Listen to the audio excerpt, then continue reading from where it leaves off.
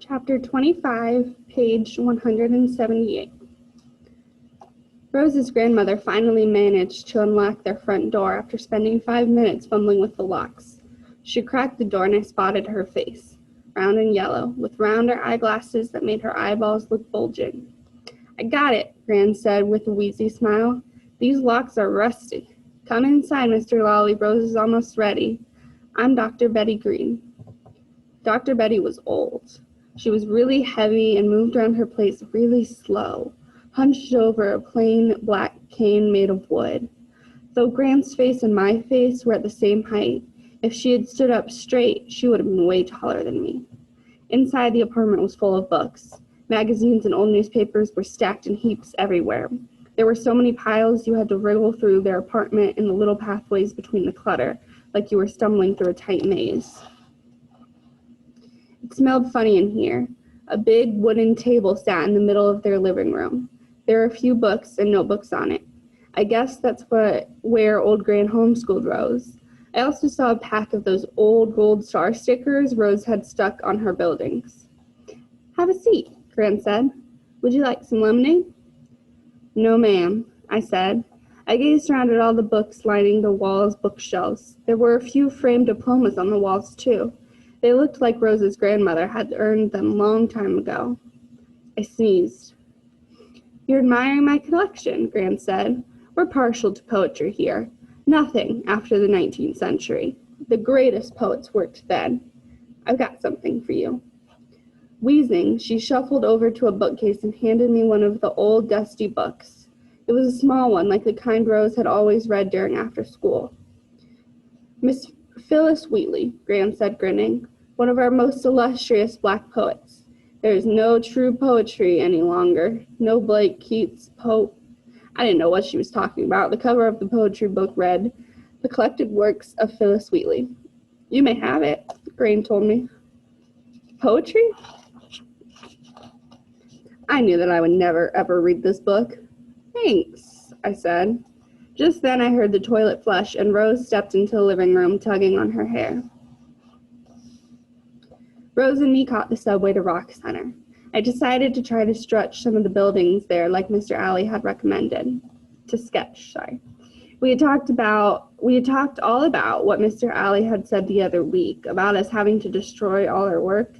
He hadn't said when he was expecting us to start deconstruction.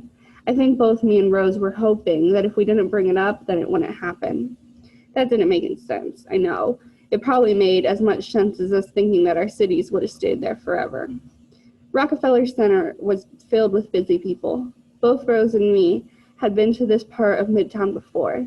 She said her gran had brought her here before the Christmas tree lighting once. My parents had been taking me here to the Tuttle Toy Emporium since I was little. Coming to Tuttle's was like visiting someplace magic. Like the rest of the buildings at Rock Center, Tuttle's had a kind of boring tan Art Deco facade.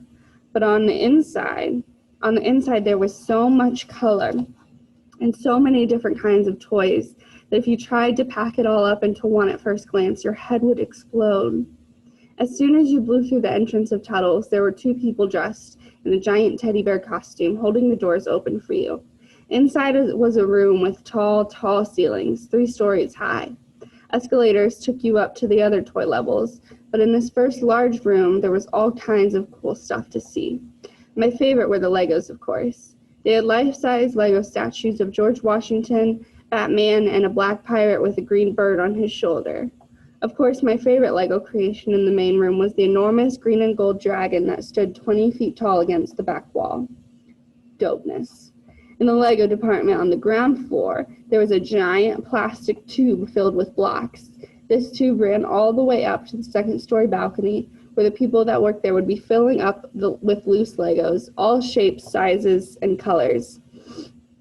At the bottom of this tube, kids would scoop out blocks and pay for them by the pound, like you would grapes or nuts. I guess that is where all my leftover bricks was coming from. Across from that, there was a funny man in a booth doing magic tricks with cards for the kids. He pulled a bunch of playing cards from Rose's sleeve. She was stunned stupid. Later on, Rose fell in love with a white horse and a silver wings. It was a big doll that was large enough for 2 people to ride on its back. Then this man on stilts and dressed like a giraffe stole my African hat. He swooped it right off my head and ran away with it. Yelling, I had to chase after him until he gave it back to me. I could tell he hadn't expected me to get as mad as I had. I watched him glide off with swooshing steps to the other side of the room to bother some other kids. Why don't you help me, Rose? I said, glaring at her. Rose glanced at the floor like she had gotten extra shy all of a sudden. She got on my nerves sometimes. One of the people who worked at Tuttle's was able to find Yvonne and led her to me and Rose. Yvonne was surprised to see me there where she worked. It was interesting to be in the same place where all of our Legos were coming from. Yvonne took a work break and led us outside to the plaza in the middle of Rock Center. We sat outside and talked for a minute, but Yvonne kept twitching around like she was anxious to get back to work. She gave me a hug and told me to stop looking so mean. I didn't care. Me and Rose wandered around Midtown for a while. Rose was quiet. I tried sketching some of the buildings there. We paused on East 53rd Street where a new building was being built. Well, actually, they were adding on more floors to the top of an older building. I made a quick sketch of the construction. All these tiny people up there crawling around the girders like ants on a big tree. Rose seemed to be looking at them too, but not really looking at them. Afterwards, we caught the D train to 125 and back home to St. Nick. On the subway, I read one of the poems in that big book Rose's grand had given me. It was different from what I thought it would be. Not as dumb. I read the poem again, and then began another one. Imagination, who can sing thy force, or who describe the swiftness of thy course? I started to feel like they were talking to me.